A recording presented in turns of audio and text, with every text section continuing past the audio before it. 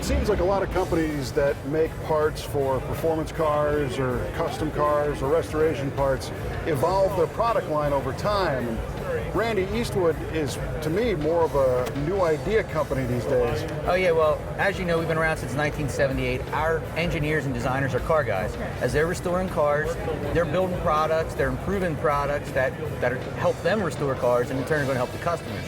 Well, this is one that was a little post-restoration. Mark Robideau, our engineer, he restored a 67 Camaro. He was having some overheating problems. Did the typical, put in an aftermarket aluminum performance radiator. Still had some problems. Well, being an engineer, he sat down, designed the max power Tri-Flow Radiator, and all of a sudden it was running cooler than ever. We did tests, dropped the temperature 24 degrees. There's a video on our website where you can see it. We sent it out to a lab to have independent testing done near Detroit. Same results. I saw this kind of evolve over the past year. And of course, anytime we see a cooling product that makes a claim that it does something newer or better, we get a little skeptical. However, to me, this seems like a pretty solid idea. Explain how this thing works. Well, it's really simple. So coolant comes in, hits one baffle, goes across, comes down, hits this one, goes across for 3 times. So instead of crossing once, it's crossing 3 times. 3 times the coolant, 24-degree temperature drop. So if you could see inside a regular radiator, the coolant would come in and just kind of trickle down and come out this side. But now we're forcing it to get more contact area with the fins. Yeah. Theoretically better heat transfer. Yeah, and I mean, I know some people may be skeptical, but TC Pennant from Bay One Customs, he has an old pickup truck, 600 horsepower. It's over in the heat shield booth. He had a 160-degree thermostat.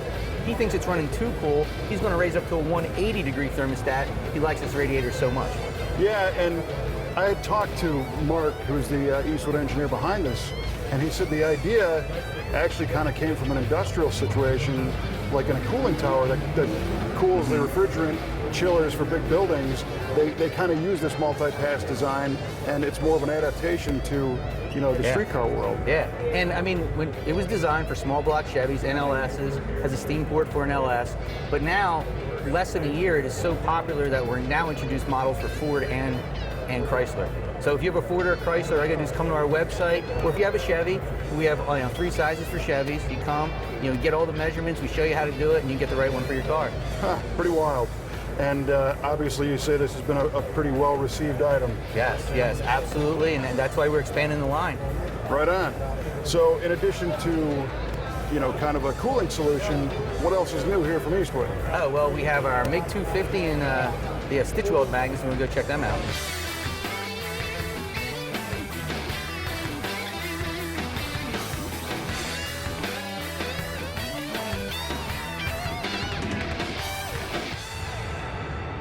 So, of course, Eastwood is not just parts.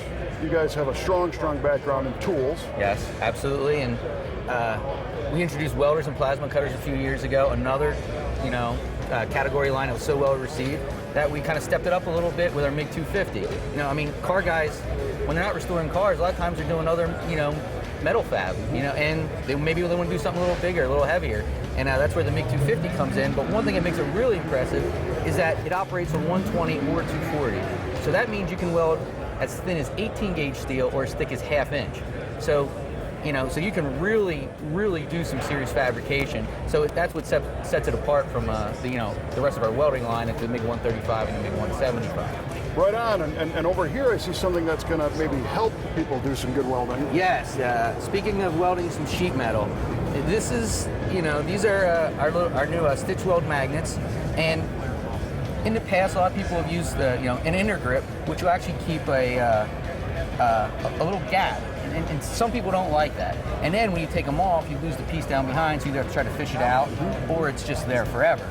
Well, when you're putting a patch panel on, again, Mark Robideau, out of necessity, he decided to try some magnets. So he had these magnets, you just put them on your patch panel, and you just, jump around and stitch, and then you can move them, and just keep stitching between them. Now, you might be skeptical saying it's a magnet, how's it going to hold a patch panel in place? Well, if you grab this, you'll see.